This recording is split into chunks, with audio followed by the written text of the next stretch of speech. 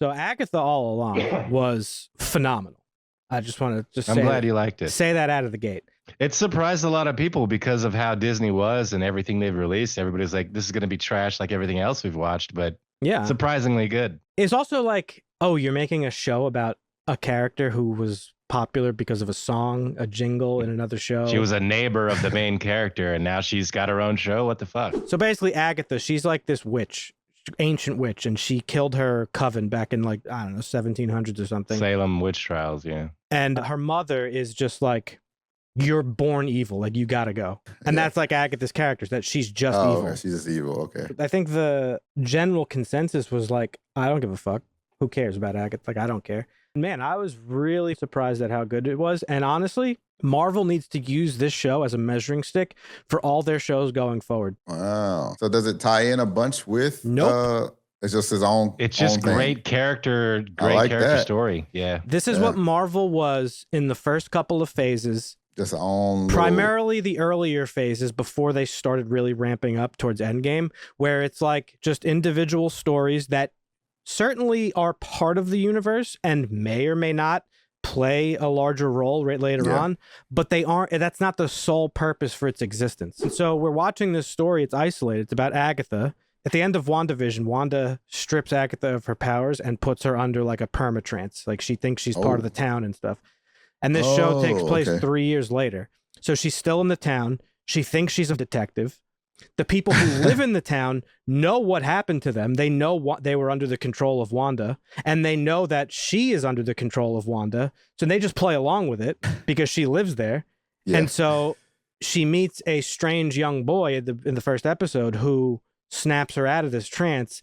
And he says to her, I want to find the Witch's Road. And it's about this like legend in like witch folklore about the Witch's Road, where you go and you complete these trials, and at the end of it you get a reward, whatever you want. And he wants something that he doesn't say. She wants her power back, and every episode is them basically doing a different trial of this road, right? And that's it. It's so good. And the kid, spoilers, he turns out to be Wiccan, who is Wanda's son, Billy, one of the twins that she had and lost.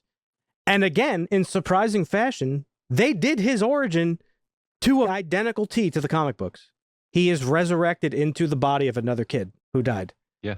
And it was great. Okay, people are like, well, what are you saying? It doesn't tie into everything. We just got the introduction of a new character. Yeah, sure. He'll be in the Young Avengers at some point in the future. But the whole thing didn't hinge on his existence. Right. It was just a little crumb. Just a little crumb. Getting back to the crumbs, baby. Yeah, just like the little crumbs in those old movies. We love crumbs. Just little crumbs, dude. That's all it is. I was so happy about that. I think I will watch this. I mean, it was good. Really, honestly. This Kathryn, what's her name? Kathryn Hahn. She's great. Yeah. She's hilarious. Is she funny in this, or is it okay? Listen, the whole cast in this I thought was great. Every single one of them. The show was funny. It was mostly like a horror show. It wasn't like straight up horror. It was more like playful horror. Yeah. But it was horror. Like it just was. And honestly, at times, I don't know if you agree with me, it reminded me of Evil Dead. Like a little bit. Like the original Evil Dead films. Cool. No, that's cool. It had that like playful, like dark humor to it. Disney had this movie, this called Halloween Town, which was like not really horror, but like kind of horror-y. It's like Halloween themed and all that. And I love that movie. A lot of kids do. I watched it as an adult last year and I wasn't as taken by it. But yes, I love this as a kid. I know. It's a popular movie, yeah. So Disney, when they can get into that bag of like horror adjacent, they could do it. It was very surprising to me. I was shocked. And I'm like, why can't you do more of this now? Again, it was reliant on Wanda a little bit. Right. But at the same time, this show did a fantastic job of standing on its own and explaining how we got here. It contained in this show. You don't have to have watched WandaVision to know what's going on in this show. Because they explain it to you. You don't have to watch 15 other things to be caught up. And that's what Marvel needs to get back to. Some comments that Kevin Feige has said lately, he said specifically, he laid out like his agenda for like film and TV releases. And it seems like the plan is to do that, to less is more. But not just less is more. I think for shows, I think the strategy should be to just release random shit, like little bonus things. Like, oh, you like Marvel stuff? Here's a show about who knows who. Just enjoy it. It's in the universe. Go have fun with it. Doesn't have to be a connected piece of material. It gave me a real spark of hope, because if the other shows that are coming soon are more like this, I'm going to be very, very pleased. This show got a lot of hate out of all the shows that were planned to be released post Marvel going into these shows are going on Disney Plus, like WandaVision and everything else, Ironheart. Some of the writers and producers like, oh, this is the gayest show we're going to have, which it kind of is. It's pretty gay. It doesn't come off with that vibe. Like, no, certainly you're going to get that vibe because it's a bunch of women and, a gay guy. And it being a quasi musical, people were like, nobody's going to watch that. The songs were great. Like, there's like 6 different versions of The Witch's Road, and I've listened to all of them, and every one of them is pretty good. Yeah. So this one got a lot of hate out of it, and nobody watched it out of the gate. But once people started watching and saying, hey, this ain't so bad, like the viewing for this show has been really good compared to everything else that they put on Disney Plus. There were so many little nods and Easter eggs to classic horror movies, even in the title sequence, which I thought was fantastic. So it plays to like things outside of the Marvel universe as well, which is always fun. They released it at a great time too, because it ran pretty much all through October, and I think the finale was the day before Halloween, and it's like a perfect like October watch.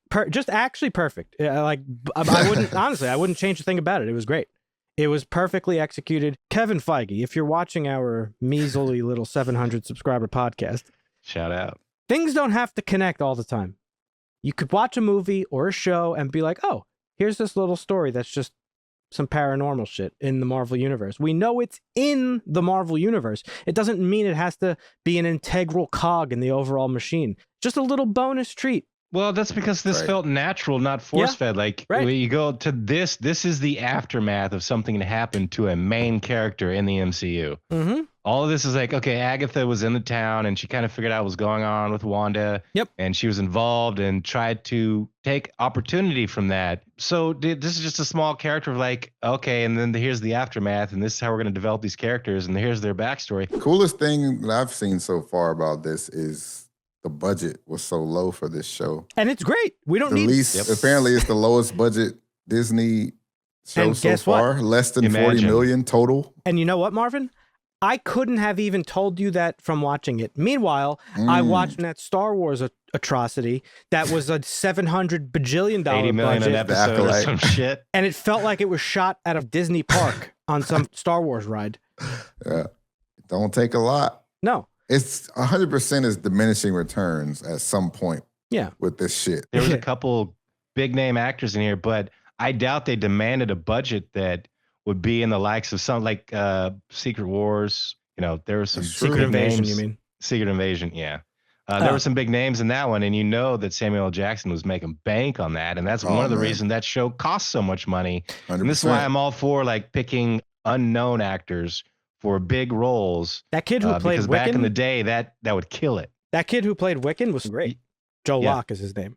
He was awesome. Oh, and you know who was great too? We didn't even mention her. Aubrey Plaza. She crushed it. I won't say who she is because it'll spoil it for Marvin, but everybody was waiting for this character because if they were doing one-to-one adaptation of the comics, we'd have met her already. My favorite bit about it is Agatha is just evil. She's just a bad person. Her whole life purpose, Marvin, is to basically suck other witches dry of their magic and power to strengthen herself up.